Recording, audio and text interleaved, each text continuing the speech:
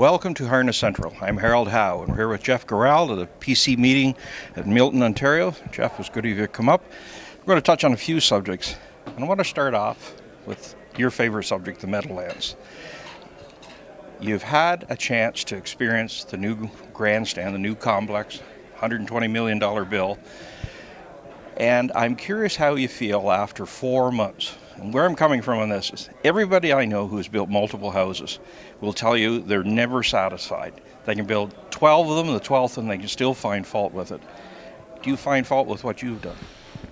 It's hard to say. I think you'd have to ask me that question at Hamiltonian time, because the weather has just been so terrible that it's been difficult. The one disappointment has been the sports bar, which is absolutely gorgeous, and we just haven't figured out a way to market that and fill it. We've had some good days, but it hasn't worked the way I thought it would work. Everyone asks you the question about the slots, when they're coming and blah, blah, blah. If they come, type of thing. And if it works out like some people think, where it might be a slot parlor where there'd be as many as 5,000 machines.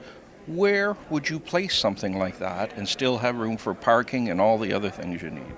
Well, the plan was to build a new building right across from the entrance to the new racetrack, and we would then build an indoor parking garage.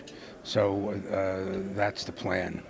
It would be to keep the racetrack building the way it is and build a brand new casino right on the opposite the entrance, and then we would probably on the second floor have a bridge that would connect the racetrack and the casino, and then the casino entrance we would back up to the railroad track, so we would also have the ability to people stop on the train and get off and walk in the door.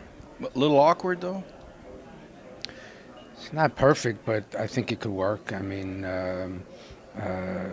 that's my opinion. I think it could work. I think being close to the railroad tracks, I think that would be a major plus for us.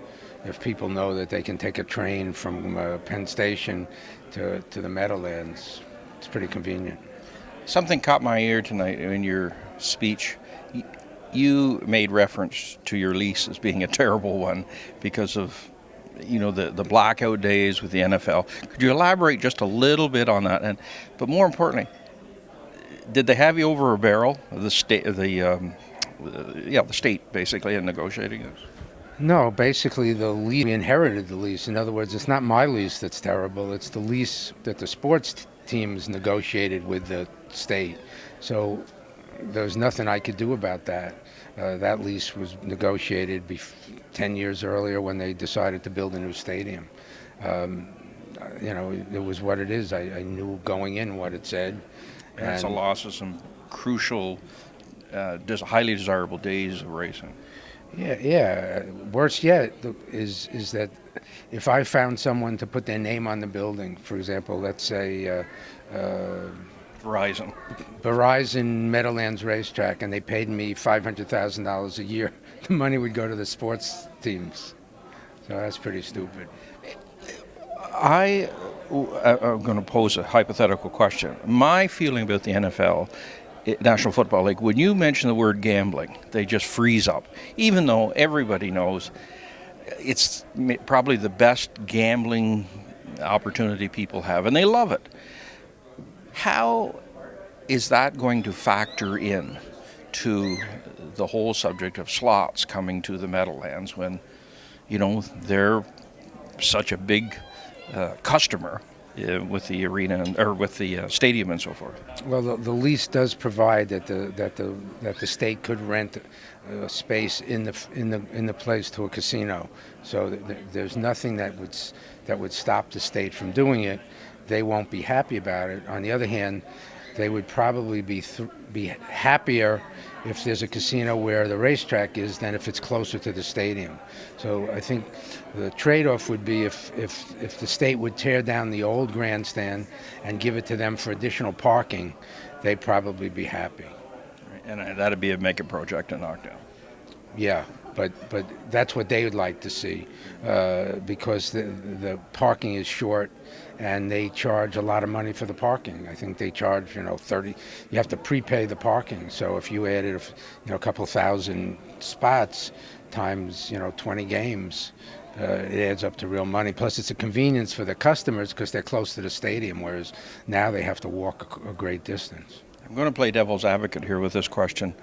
There are some people, you know some of them, they just don't believe a casino is going to come to the Meadowlands, and or if it does, there is no way that strong Atlantic City lobby is just going to say, well, boys, we've had a great run down here. We can't do any more with it, so there you go. It just doesn't work like that. They're going to be cutting themselves in for a big piece of the pie. And why do they want to work with Jeff Gural? That's a good question. I think that there'll be a casino at the Meadowlands. It's inevitable.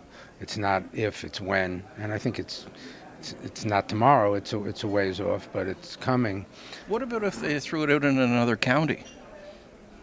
I don't think. I think that. I think people respect the fact that I spent $100 million on building that grandstand, and I think people would look at it and say, "Hey, look, this guy did what he said, and we shouldn't screw him." Now, that's not to say that the Atlantic City casinos won't try, but I don't think the politicians will throw me under the bus. But you have a breed of politicians which do have a bit of a, what do we say, reputation? Hey, look, I'm an optimist. I try to assume people are relatively honest, and I don't rely on lobbyists. I do it myself. I have a relationship with the governor. I have a relationship with the Senate leader, and I expect them. They said that we have to wait 5 years. If we have to wait 5 years, we've got to wait 5 years. Hopefully, maybe we can do something and work together with Atlantic City to do something. It's hard to say. I don't know. I guess it begs the question is how long can you wait? I mean, you're taking it on many different fronts, not the least being you've got drivers running to other tracks, you've got horsemen not entering their horses, you've got more tracks opening up, more race dates. It's a real gumbo soup, so to speak. It's a struggle, that's for sure.